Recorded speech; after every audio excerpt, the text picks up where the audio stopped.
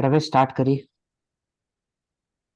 So now we are taking the Financial Express newspaper, and the very first topic is about the RBI to meet banks next week to discuss the liquidity. So these are the some information regarding the banking sector, that how the RBI regulates the banks and keeps up proper surveillance on them with the moral suasion mechanisms and the regulatory mechanisms. A certain amount of inflation is healthy, so we know that our RBI maintains a very appropriate stance of 4% and +2 and -2 inflation bar on this idea. So Pravesh, आप reason दोगे कि क्यों certain amount of inflation is healthy?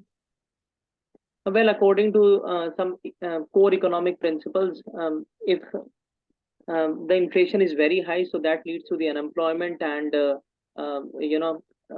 महंगाई in the general economy. But if the inflation is very low, so that leads to the depletion of the productivity of the market, and that also is not healthy for the economic and the financial health, because हमारे जो FDIs और FII जो foreign inflows होते हैं वो भी इस पे डिपेंड करते हैं, और तुम्हारी जो बॉन्ड्स की यील्ड्स होती हैं, हमारी शेयर मार्केट जो होती है, that also depends and affected by the inflation. So overall feature has to be taken into account, and that is why a healthy stance, which is a 4% and +/- 2 bar, is set by the RBI. Other reasons you can cite, Mansi. मतलब ये बोल रहा है कि inflation Mansi, I would like to add. Okay, ठीक है. Then you can add.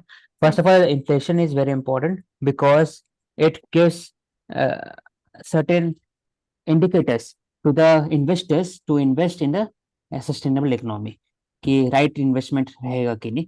And regarding second की consumption pattern है, वो भी एक healthy amount में रहता है. Inflation अगर moderate है, wages pattern जो wages का जो रेस है वो भी एक इन्फ्लेशन का अकाउंट ही दिया जाता है उन्हें. ज्यादा अगर इन्फ्लेशन रहेगा तो उनका वेज इरोड हो जाएगा, कम रहेगा तो वेज भी कम होगा. तो certain amount of inflation important. तो from the perspective of the wage, investment and employment, तो ओवरऑल 3 एरियाज. और एक जो सबसे इम्पोर्टेंट पॉइंट है प्रोडक्शन एक्टिविटी. जो प्राइवेट सेक्टर का इंटरेस्ट है वो या प्रोडक्शन एक्टिविटी किस फैक्टर के थ्रू ड्रिवन होती है, दैट इज मेजरली कि मार्केट में अगर प्राइस इंक्रीज हो रहा है तो उनको एक तरीके से इंसेंटिव मिलता है कि अगर वो ज्यादा प्रोड्यूस करेंगे तो उनका जो प्रॉफिट्स है वो इंक्रीज हो सकता है. तो इसलिए हम बोलते हैं कि जो मॉडरेट अमाउंट ऑफ इन्फ्लेशन है वो इकोनॉमी में होना बहुत इंपॉर्टेंट है, so as to boost the manufacturing and producing more of output. Okay. So ये एक बेसिक जनरल बिलीफ यही है सबसे पहले जब क्वेश्चन आता है कि मॉडरेट इन्फ्लेशन क्यों इम्पोर्टेंट है किसी भी इकोनॉमी में. So about the basmati floor price, we have talked a lot of times, and taken up.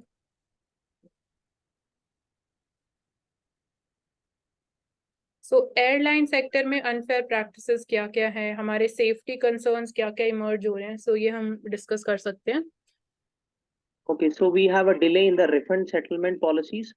Then we have the denial of boardings and practice of misleading claims regarding the price mechanisms and others.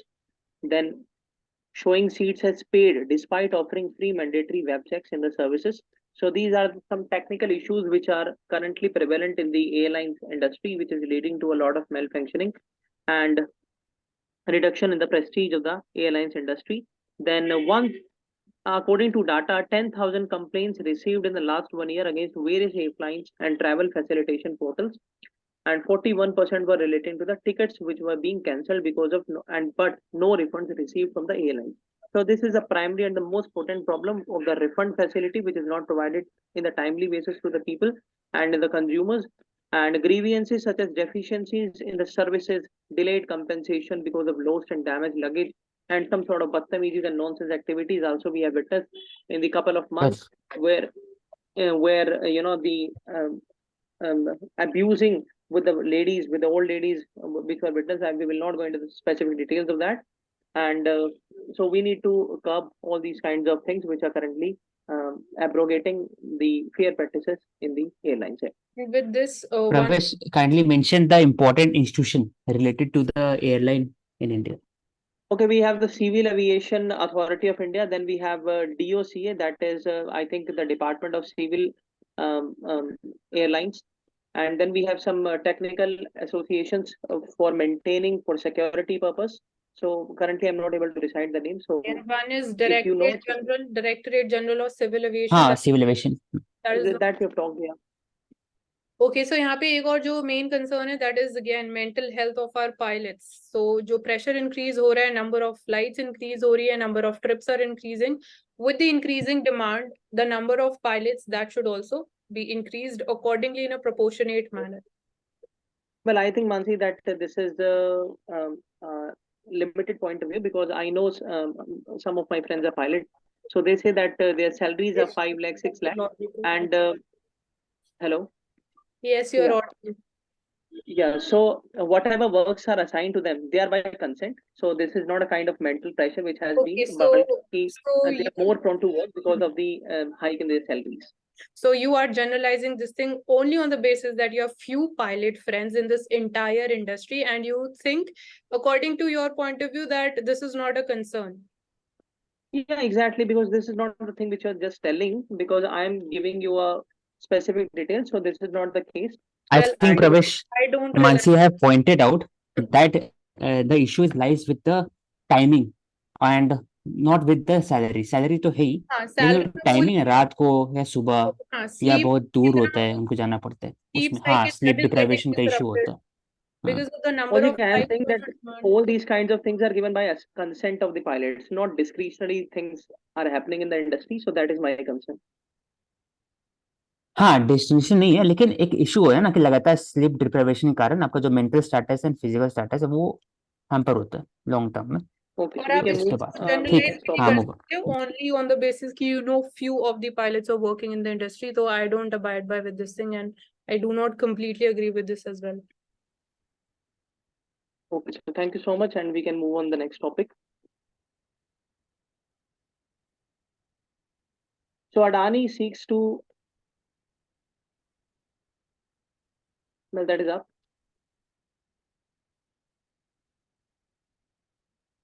So Adani seeks to raise $4 billion for green hydrogen plants. So manufacturing plants that would produce low cost green hydrogen. So these are the areas where the corporate sector is leading the pace in focusing upon the renewables and green economy. And India's future energy self-reliance is a promise which the green hydrogen holds. And it is difficult to imagine a scenario where green hydrogen at a price of less than $1 per kg, coupled with a projected reduction in the cost of combined cycle hydrogen turbines and fuel cells. So what we can draw from here, that how the private sector can be pushed towards focusing on the renewable and meeting the sustainable development goals as far as the energy sector is concerned and energy security is concerned. Here but Pravesh, Yes.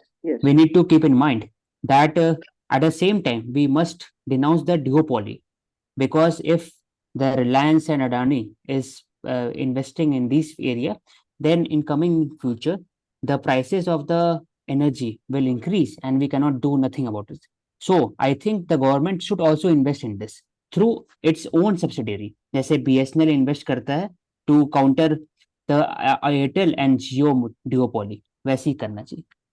Okay, so Mansi, you can add for your if you concern, want to. your concern, we can adopt the similar method of DDBOT in these areas also, where the private sector will lead, manufacture, produce, and keep for a minimum time period. Then it will hand over it to the government authorities.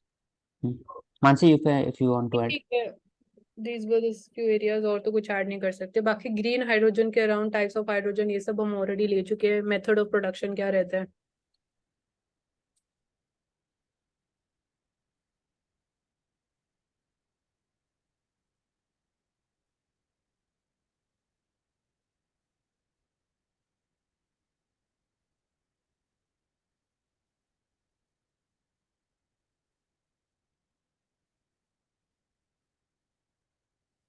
So Indian Bank के जो profit है So Indian bank profits zoom 62% on the higher NII and NPS decline. So this is a good information as far as the productivity and efficiency of Indian banking sector is concerned.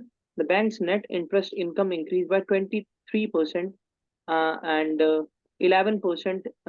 Net interest margin increased to 3.52%. Return on assets. So these are some credentials which have been showing the positive marks On the asset quality front, also we are seeing the good things. Capital adequacy is also rising. So these are the Indian banks' mobile banking users increased by 47%, which shows that how much the financial inclusion pace is focused by the government agencies. And UPI users transactions increased by 34 to 65%. The bank so far has launched 63rd digital journeys under its digital transformation programs. Around 86% of the transactions are now carried through the digital channels. तो इसमें हमें ये देखने की जरूरत है कि अगर हम 86% ट्रांजेक्शन कैरेट कर रहे हैं डिजिटल चैनल्स के द्वारा, तो कितनी ग्रीवियंसेस भी टाइमली हमने मीट करी है, उनका भी थोड़ा डाटा जो है बैंकिंग अथॉरिटीज को शो करना चाहिए. जो साइबर फ्रॉड्स है, साइबर स्पेस क्राइम जो होते हैं regarding the financial sector, that should also be highlighted that how much productivity the banking authorities are showing in dealing with these cases and providing the relief to the consumers.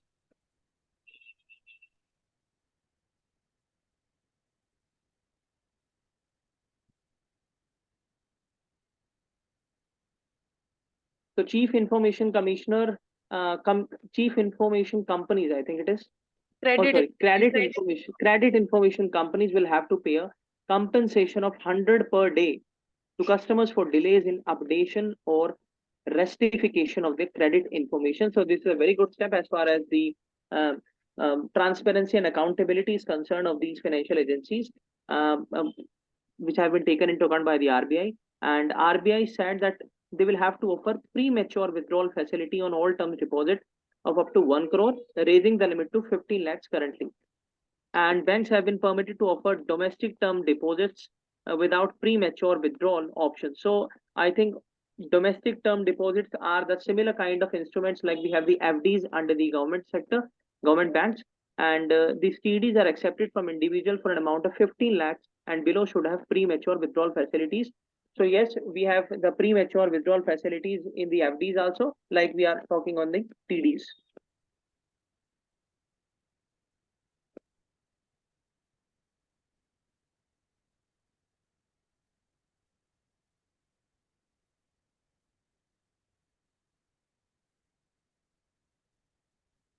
So we can talk about Mansi Tesla cyber trucks, that how India can learn something from this. So Tesla Inc. company hands over the first of its Cybertruck electric pickups to customers on November 30. And it is a very toughest challenge. For every 10% point increase, okay, so presidential year, pandemic, and so this electric vehicle charging unit is ordering 100 million worth of Tesla ultra fast chargers for rollout. So इसके देखने से क्या हो रहा है कि मतलब cyber trucks आने से जो चार्जिंग इंडस्ट्रीज है वो किस तरीके से उसके जो डेवलपमेंट और प्रोडक्शन है वो किस तरीके से होता है और किस तरीके से एनर्जी कंजप्शन होता है, that is also few areas where we can shed some light.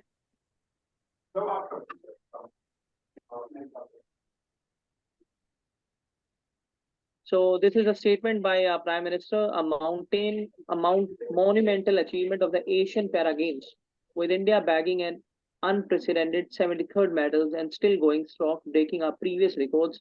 तो ये तो अच्छा है कि our sports persons are winning medals, लेकिन आपको ये देखने की जरूरत है कि when these sports persons are not able to compete in the major competitions, whether it is the Asian Games or the Commonwealth Games or the Olympian Games, how you are gonna provide them social security benefits, how you will ensure that their livelihood is ensured, how you will ensure that those people who are left out among these competitions and who are not able to reach the podium of these Asian Games and Olympic Games, how you will ensure that they are also given their due respect as far as the livelihood is concerned.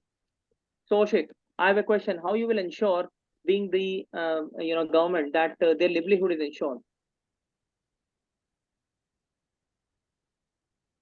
First of all, we can use the help of the CSR funding through the corporate sector Well, or that the is not branding available management है. currently. क्या?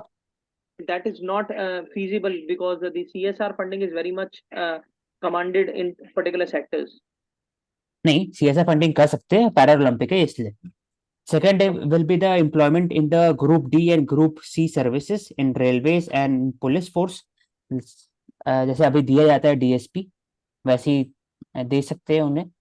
And third would be the skilling of the various Paralympic or athlete in the other sectors so that they can get a job in civil sector. तो ये 2-3 की तो point जब I have to think about it. Sports promotion और क्या sector सोचते की हो? भी बात करते हैं तो स्पोर्ट्स प्रमोशन के लिए हम again we always miss out on the para athletes that we have. So inclusive sports creation वो एक इम्पॉर्टेंट एस्पेक्ट रहेगा। जब हम एजुकेशन सेक्टर की भी बात करते हैं तो एजुकेशन सेक्टर में भी पीपल पर्सन विद डिसेबिलिटीज वो कैसे education sector is again that is in sync, that is infrastructural अगर आप बात करें एंड जो सोशल बिहेवियर भी रहता है एज अ काइंड वी सी की often these people are seen with stigma, तो उस चीज को ब्रिज करने की जरूरत है। Apart from this employment sector inclusive employment के लिए भी reservation we can come up with reservation also, and as the CSR point जो आपने औशिक हाईलाइट किया वो भी हम स्पेसिफिकली इस एरिया में भी यूज कर सकते हैं। तो दैट्स इट। आई थिंक जो ये स्टेप्स आपने बताए, ये जो इंस्टीट्यूशनल स्टेप्स हैं, इसी के साथ साथ हम फोकस कर सकते हैं कि किस तरीके से जो लार्ज यूनिवर्सिटी कैंपस जैसे कि अभी हमारे नॉर्थ ईस्ट में बना है, इस तरीके की तर्ज पर हम हर स्टेट में एक बड़ा स्पोर्ट्स कैंपस बना सकते हैं जहाँ पर इन लोगों की रिक्रूटमेंट हो सकती है as a teacher, as a tutors. And जितने भी प्राइवेट स्कूल्स हैं और जितना भी आपकी नेशनल एजुकेशन पॉलिसी के अंडर स्पोर्ट्स प्रोग्राम्स हैं, उनके अंदर भी आप प्रॉपर एम्प्लॉयमेंट एक ट्रांसपेरेंट मैनर में और एक प्रॉपर चैनल के माध्यम से निकालते रहिए ताकि इनकी लिवलीहुड सिक्योर हो सके और स्पोर्ट्स इंडस्ट्री एक अच्छी इंडस्ट्री और एक चार्मिंग इंडस्ट्री के तौर पे काम कर सके, स्पेशली इन इंडिया। यस प्रवेश।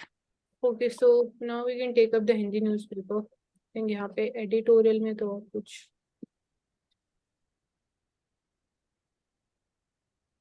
सो डार्क पैटर्न्स ये ले सकते हैं। एथिकल यूजर एक्सपीरियंसेस, सो ये भी एक इम्पॉर्टेंट एस्पेक्ट है जब हम कंज्यूमर वेलफेयर की बात करते हैं, कंज्यूमर इंटरेस्ट की बात करते हैं। ओके, फर्स्टली तो तो ये ना सब ये मानसी, यू कैन स्पीक। मैं ये बोल रही हूँ कि सबसे पहले तो यही मीनिंग क्लियर होना चाहिए डार्क पैटर्न्स होते क्या, what do we mean by them. So dark patterns basically we are seeing कि सोशल मीडिया नेटवर्क जो इतना ज्यादा इंक्रीज हो रहा है, their user base is increasing. So how basically आप जब कोई भी साइट ओपन अप करते हो तो कैसे वो आपको पहले बोलता है कि आपको अपना रजिस्टर करना उस पर्टिकुलर साइट पे इम्पोर्टेंट है, तो your personal data gets stored there. तो that's how basically your decisions या एक्सेस उस तरीके से इन्फ्लुएंस की जाती है। एंड जो एडवर्टाइजमेंट्स शो अप की जाती है डिफरेंट पेजेस पे, that is another even a part of this dark patterns. So subscription plans involve रहते हैं कि आप पूरे आर्टिकल को तभी रीड कर सकते हो when you are having a subscription plan. So that's how basically these dark patterns they are influencing the decisions of the users also online media में। Okay, I so would like to add yes होशी। कि dark patterns simply एक तरह से mind जो होता है user का, उसको कैप्चर करने के लिए बनाया जाता है कि आप बिना बटन दबाए आपका सब्सक्राइब हो जाता है कभी यूट्यूब चैनल, ऑटोमेटिकली आपका डेटा जो होता है वो हार्वेस्ट किया जाता है और एडवर्टाइजिंग कंपनी को दिया जाता है, ताकि फिर आप जो भी सर्च करते हो वो सामने फ्लिपकार्ट या अमेजन का आ जाता है। तो 2 एरियाज हो गया। थर्ड वुड बी जो चॉइस, इन्फॉर्म चॉइस। आपके पास इन्फॉर्म चॉइस, आपको लगता है कि आप चूज कर रहे हो ऑनलाइन, लेकिन इन्फॉर्म चॉइस नहीं रहता है। उस समय आपको आपको बॉम्बिंग किया जाता है विथ न्यूज आर्टिकल या फिर बाइंग ऑप्शन। तो एक ओवरऑल जो है ना पूरा पैटर्न, ये पूरा डार्क पैटर्न के अंदर में आता है, ये पूरा ऐसे मानसी नहीं कहता। और इवन जब तो आप उससे कैसे बचना चाहिए? हम्म तो GDPR जो एक है वो ऐसा, फिर इसमें लिखा हुआ है सामने में, European Union digital service act aims to ban dark pattern, referring पहला आर्टिकल में, मतलब सेकंड पैराग्राफ में। तो वैसे ही इंडिया को भी पता होना चाहिए कैसे डार्क पैटर्न को कंट्रोल किया जाए और कैसे उसको कर्व किया जाए, क्योंकि लोग को पता ही नहीं है कि डार्क पैटर्न है क्या। बाकी लोग सोचते हैं कि सामने जो न्यूज आर्टिकल आ रहा है वो सही है, ये नहीं पता कि गूगल आपको पोर्ट्रे कर रहा है, आप ही को भेज रहा है न्यूज आर्टिकल।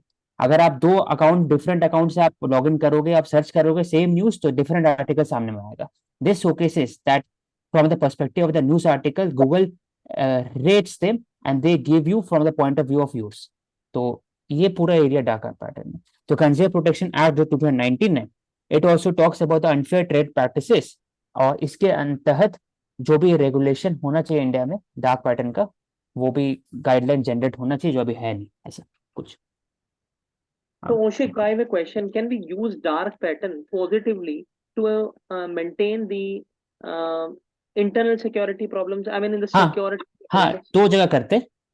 पहला जो डार्क पैटर्न यूज होता है विथ रिस्पेक्ट टू गवर्नेंस, मैं एग्जांपल बताता हूँ कि आपके पास जैसे हमारे प्राइम मिनिस्टर नरेंद्र मोदी जी ने कहा था ना कि आप ओके करोगे तभी आपका जो सब्सिडी है वो जाएगा नहीं with respect two cylinder, automatically आपका साइन इन आपका टिक हो जाता है। वैसे आप रेलवे के अंदर में जाते हो तो ऑटोमेटिकली आपका इंश्योरेंस पॉलिसी ना टिक हो जाता है, 1 रुपीज का जो होता है, अगर आप टिकट अगर हाँ देखा किए हो तो। है तो IRCTC। वो भी डार्क पैटर्न का कॉन्सेप्ट है कि ऑटोमेटिकली हो रहा है, आपको जरूरत नहीं है। तो एक वो गवर्नेंस का पार्ट है। वैसे अगर इंटरनल सिक्योरिटी का देखा जाए तो जो एनसीआरबी है और फोरेंसिक मैटर है उसमें भी डार्क पैटर्न यूज होता है विद रिस्पेक्ट टू कि जो लोग ऑनलाइन सर्च कर रहे हैं, मनी लॉन्ड्रिंग हो गया या विथ यूज ऑफ वीपीएन, कैसे वो बिहेवियर एस्पेक्ट में चेंज यूज कर रहे हैं, उनका बिहेवियर एस्पेक्ट लिया जाता है और उससे फॉरेंसिक बनाया जाता है। तो एनआईए और सीबीआई दोनों यूज करते हैं डार्क पैटर्न।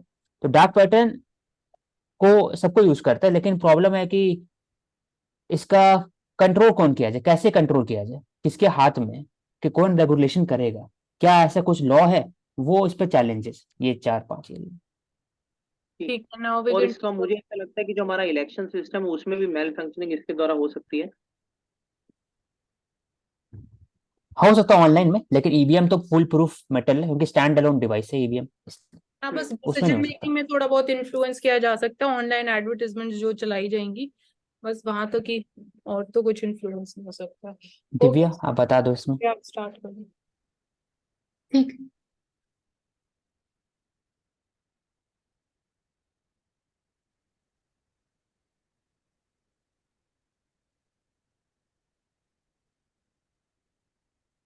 एक मिनट, इधर नेपाल समेत करोड़ों का मादक पदार्थ के साथ 3 की तस्करी गिरफ्तार। तो इस चीज को देख सकते हैं, हमने कल भी डिस्कस किया था कि सोने की तस्करी से रिलेटेड, और इसमें यहाँ चरस की तस्करी की गई है। और श्रीलंका के साथ भी हमने सेम मैटर देखा था। तो इन चीज के ऊपर देखा जा सकता है कि नेपाल, म्यांमार और बांग्लादेश से जो स्मगलिंग हो रही है उसके लिए क्या क्या स्टेप्स लिए जा सकते हैं, या फिर वो किस तरह से हार्मफुल है। क्यों नॉर्थ ईस्ट में हम वैसे भी देखते हैं कि कुछ स्पेशल एक्ट यूज किए जाते हैं वहां को प्रिवेंट करने के लिए। तो उस रिगार्डिंग देखा जा सकता है। प्रवेश, what all acts are used to reduce the amount of the trafficking, जो इन एरियाज ऑफ एनिमल ट्रैफिकिंग या ह्यूमन ट्रैफिकिंग और ड्रग्स, तो एक्ट क्या यूज होता है, कौन सा लॉ है बेसिकली? तो हमारे यहाँ स्पेसिफिक एक्ट है, I think anti trafficking act, मुझे ईयर तो याद नहीं है।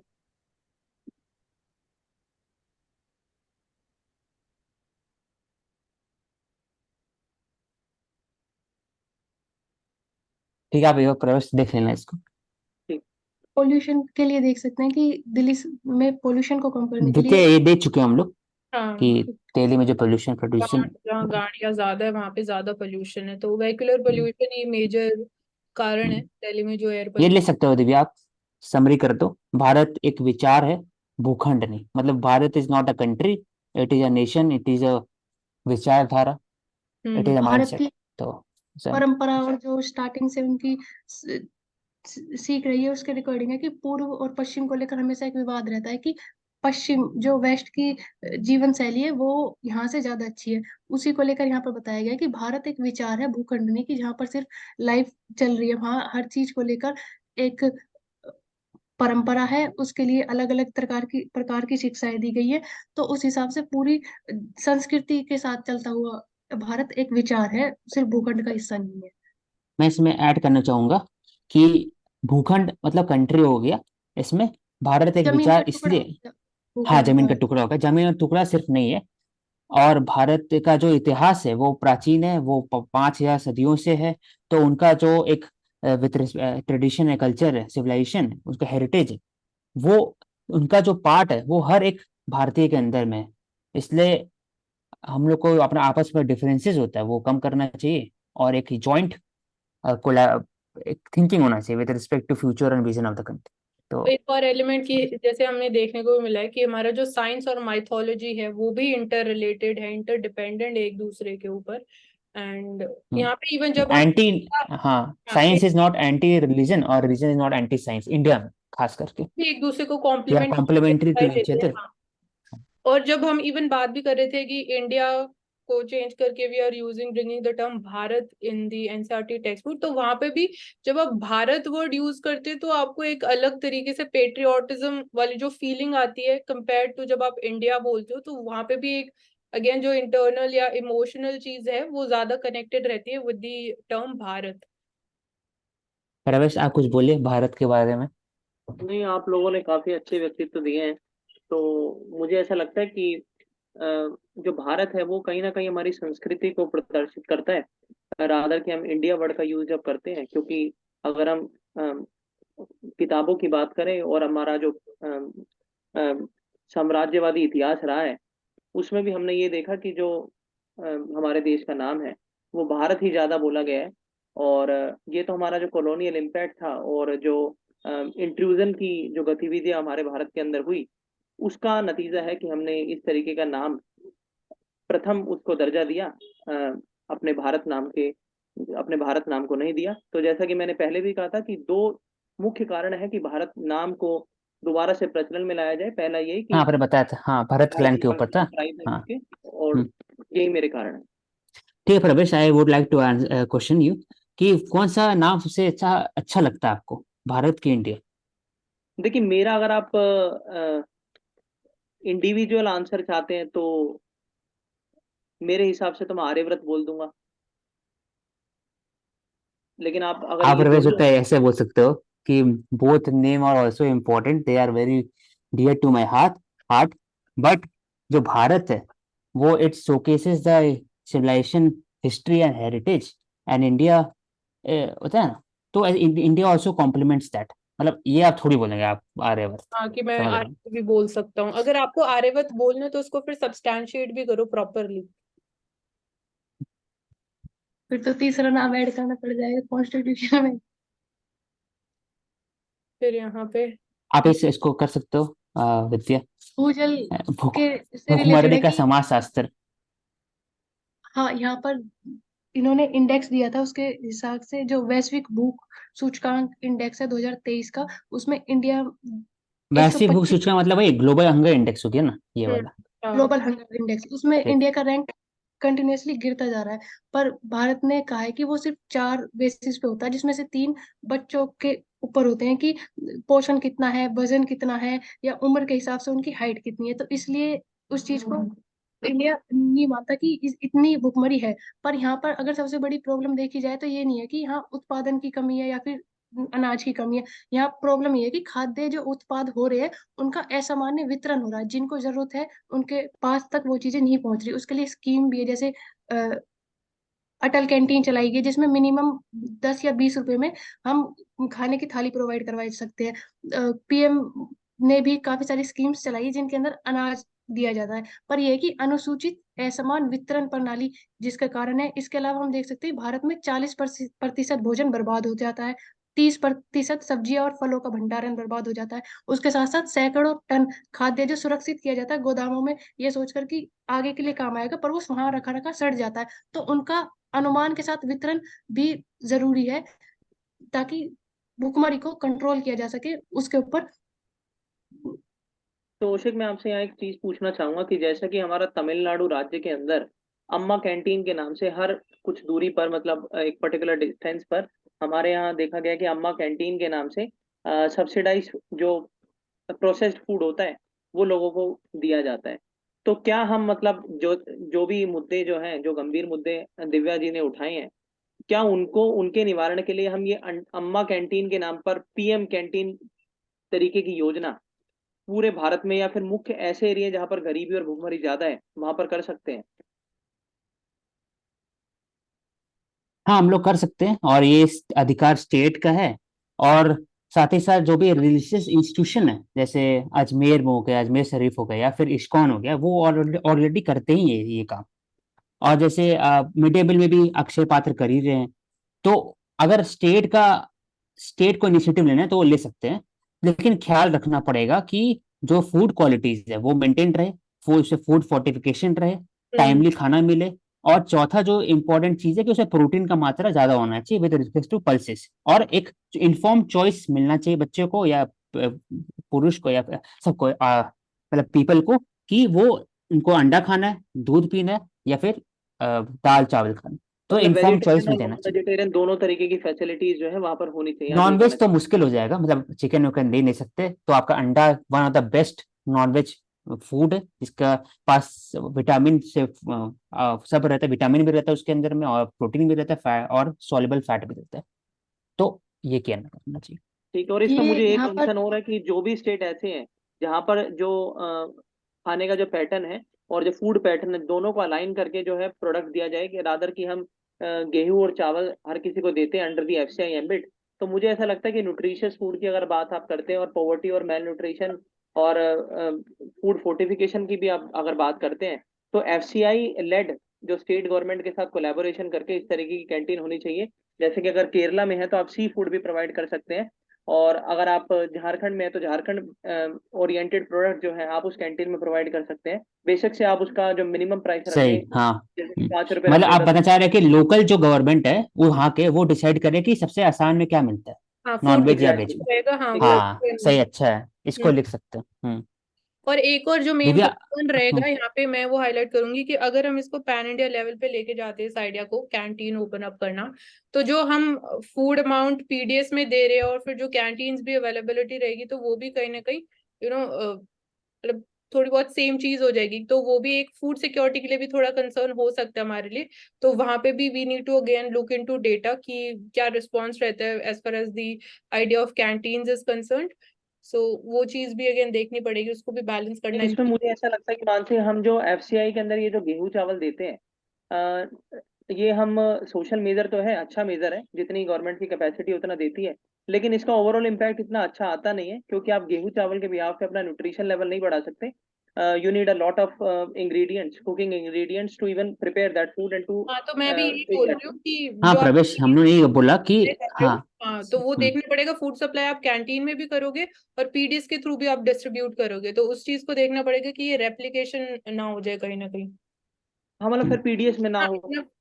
इतना इनफ हम्म वो फिर वो चेंज करना, उस चीज में ट्रांजिट करना एक बहुत बड़ा चैलेंज भी हो सकता है, क्योंकि पीडीएस अगेन अभी कोई रीसेंट स्कीम नहीं है and people they are like जो मैसिव पीपल इस चीज के ऊपर डिपेंडेंट भी है, एंड अगेन जो ट्रांजिशन टाइम भी रहेगा उस पीरियड में जो डिस्ट्रप्शंस रहेंगे और उसकी वजह से जो फूड सिक्योरिटी कंसर्न्स और ज्यादा इंक्रीज हो सकती है स्पेसिफिकली पुअर पीपल के अमंगस्ट, तो वो भी देखना इंपॉर्टेंट होगा कि आप उसको कैसे इंश्योर करोगे कि वैसा कुछ प्रॉब्लम या डिस्ट्रप्शन या स्टारवेशन की वजह से डेथ्स ना हो।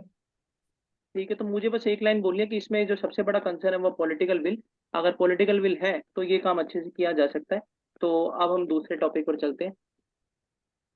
यहाँ मेरे को लगता है कि स्कीम्स काफी अवेलेबल है पर उनका एप्लीकेशन नहीं है, क्योंकि अनुचित असमान वितरण जिस तक पहुंचना चाहिए उस तक नहीं पहुंच रहे। यहाँ पर एंड में इन्होंने एग्जाम्पल दिया हुआ है कि अगर काफी शाही शादियों में खाना बनता है, आधे से ज्यादा बर्बाद हो जाता है, वहीं जिसको मिलना चाहिए उसको नहीं मिलता। तो यहाँ पर इन्होंने एक्सप्लेन भी किया हुआ है, तो उस चीज को कंट्रोल किया जा सकता है कि इतना ज्यादा वेस्टेज होने से अच्छा है जिस तक पहुंचना चाहिए उस तक पहुंचे। असमान वितरण को समान वितरण में करना, कन्वर्ट करना ज्यादा जरूरी है, हम्म क्योंकि स्कीम नेशनल लेवल पर, स्टेट लेवल पर काफी अवेलेबल है ठीक, ठीक है प्रवीण। मतलब दिव्या। स्टोरेज फैसिलिटीज पे फोकस करना भी इम्पोर्टेंट है। नेक्स्ट आर्टिकल चलते हैं। भूजल के ऊपर ले सकते हैं इसको। ये हमने किया था कि भूजल ठीक है वैसे। बढ़ रहा है तो जोखिम है, और बाकी फिर क्या करें। अब यहाँ पर वो है, एक मिनट नीचे करना मानसी, कोड था ऊपर। और अच्छा, कोड कौन से पेज पे है? अच्छा ये रहा, ठीक है। उस पे था, हाँ यहाँ पे साइड पे कल्प मेघ। समस्त प्रगति का श्रेय उन लोगों को जाता है जिन्होंने प्रचलित विचारधाराओं के विरुद्ध काम उठाए, कदम उठाए। कदम उठा। कदम उठे, हाँ। समस्त प्रगति का श्रेय उन लोगों को जाता है। यहाँ पर हम एग्जाम्पल बताइए विद्या इसका आप। डॉक्टर भीमराव अंबेडकर का एग्जाम्पल ले शॉर्ट सकते में हैं। उन्होंने एग्जाम्पल बताना दो। डॉक्टर भीमराव अंबेडकर का ले सकते हैं और राजा हम्म, राममोहन राय का ले सकते हैं। उन्होंने हाँ सही बात। अंग्रेजी भाषा के साथ ठीक। साथ हिंदी को भी लेकर चले और परंपराओं को भी लेकर चले। वही जब हम डॉक्टर अंबेडकर की बात करते हैं तो उन्होंने पता था कि उन्हें क्या चाहिए, उसके लिए उन्होंने सब चीजों के साथ उन प्राचीन विचारधाराओं के विरुद्ध कदम उठाए। हाँ ठीक, मैं ऐड करूंगा साइंस वाला एरिया में कि जो टेस्ला है उनका भी एक तरह से विचारधारा के खिलाफ चले थे, जो डीसी करंट था ना उस समय प्रचलित था सबको सोचते थे कि डायरेक्ट करंट अच्छा रहता है, तो एसी करंट को उन्होंने सपोर्ट किया था, आज पूरा दुनिया एसी में चलता है। तो साइंस का हिसाब से बात कर रहे हैं, ये सोशल हो गया। ठीक है। यहाँ पर इसरो का एग्जांपल भी लिया जा सकता है, जैसे वो साइकिल पे स्टार्टिंग में रॉकेट से लिया था और अब तक गगनयान तक का मिशन देखा जा सकता है कि किस तरह से उन्होंने सारी पुरानी विचारधारा को तोड़कर आगे प्रगति की तरफ अपने रास्ता बनाया। जो मैकेनिज्म है, इन्वेस्टमेंट मैकेनिज्म, उस पर बात कर सकते हैं, जो भी फॉरेन पॉलिसी का था, कि हमने सपोर्ट नहीं किया जो नॉर्मल जो धारा था, विचारधारा कि राइट या लेफ्ट दोनों को सपोर्ट करने वाला, हमने नाम यूज किया नॉन अलाइंड मूवमेंट, उसमें अपना एक दूसरा विरुद्ध कदम उठाया भी बेसिकली विचारधाराओं पे, तो हमें हम लोग सक्सेसफुल होते हैं। ठीक है, नेक्स्ट आर्टिकल।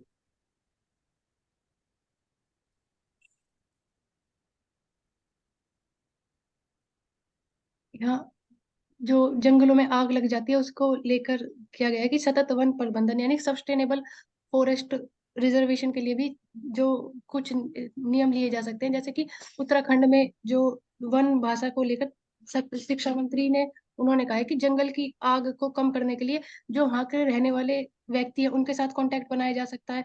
विभिन्न अलग अलग विभाग मिलकर उसमें प्रयत्न कर सकते हैं कि किस तरह से क्या परिवर्तन किए जाए या फिर किस तकनीक का इस्तेमाल कर इन चीजों को रोका जा सके और कम किया जा सके, क्योंकि वन क्षेत्र वैसे ही बहुत कम होता जा रहा है और अगर आग के कारण जलेगा तो और ज्यादा वनस्पति के साथ साथ जो जीव जंतु वहां रहते हैं वो भी उनकी गणना में भी कमी आएगी। प्रवेश, इसमें आप 2-3 बस पॉइंट बताना, शॉर्ट में बताना कि क्या कर सकते हैं, मतलब फॉरेस्ट कंजर्वेशन के लिए, ताकि फॉरेस्ट फायर नहीं हो, पहला, अनकन्वेंशनल, ठीक है। शॉर्ट में 2-3। पहला तो ये कि हम फॉरेस्ट के अंदर ही जो वेटलैंड्स हैं उनको प्रमोट कर सकते हैं और उन रेन वाटर हार्वेस्टिंग वहां पर कर सकते हैं with the active efforts of panchayat and forest department. दूसरा, we can use RFID like mechanism, जिससे पहले ही ये पता लग जाए कि कौन से ऐसे वल्नरेबल्स एरिया हैं उनको हॉटस्पॉट कर दिया जाए, और एवरी ईयर जब उनका आइडेंटिफिकेशन हो जाता है तो पहले ही मेजर ले लिए जाए बाय वाटर टैंक्स की आग अगर हल्की सी भी लगने के संकेत हैं तो उसको बुझाया जा सके। और तीसरा, अ, कुछ ऐसी अलग स्पीशीज हम उगा सकते हैं जो कि थोड़ी हाँ वेस्ट हाँ, में है। ये चीज मैं सोचा। ठीक। तो ऐसे फॉरेस्ट में जहाँ उम्मीद हम्म। है आग लगने की, कुछ ऐसी स्पीशीज जैसे कि जो फायर रेजिस्टेंट होती हैं पेड़, वो हम लगा सकते हैं। फायर रेजिस्टेंस नहीं, मतलब कि वो जो बर्बाद हो जाए तो ज्यादा फैलता नहीं है, कुछ कुछ स्पीसीज होता है ग्रास का भी, इसको आप हम्म, लगा सकते हैं। सही बात। ठीक। सेकंड थर्ड वाला पॉइंट यूनिक था। हम्म। आगे बढ़ते हैं। और जो एक अभी कोटेशन हम यहाँ रेफर पर करते हैं उसमें देख एक सकते हैं कौन कि सा एग्जांपल मैं ऐड करूंगी उसमें, अभी जो हम रीसेंट स्टेप्स ले रहे हैं इंटरनेशनलाइजेशन ऑफ रुपी, तो वो भी कहीं ना कहीं चैलेंज ही कर रहा है अभी जो करंट डॉलर विचारधारा, हाँ। हम्म। डॉलर डोमिनेंस, तो उसको चैलेंज हम्म। करने के लिए we moving in that direction. यहाँ देख सकते हैं डिब्रू में चाय के बागानों में पौधों की पत्तियां तोड़ती महिला कामगार। तो हमने कल ही डिस्कस किया था फॉर्मल और इनफॉर्मल में वुमेन्स का पार्टिसिपेशन क्या है, उनके लिए क्या क्या एम्प्लॉयमेंट में इक्वलिटी कैसे ला सकती है। तो एक एग्जांपल यहाँ देख सकते हैं कि चाय के बागानों में मेल और फीमेल दोनों काम करते हैं।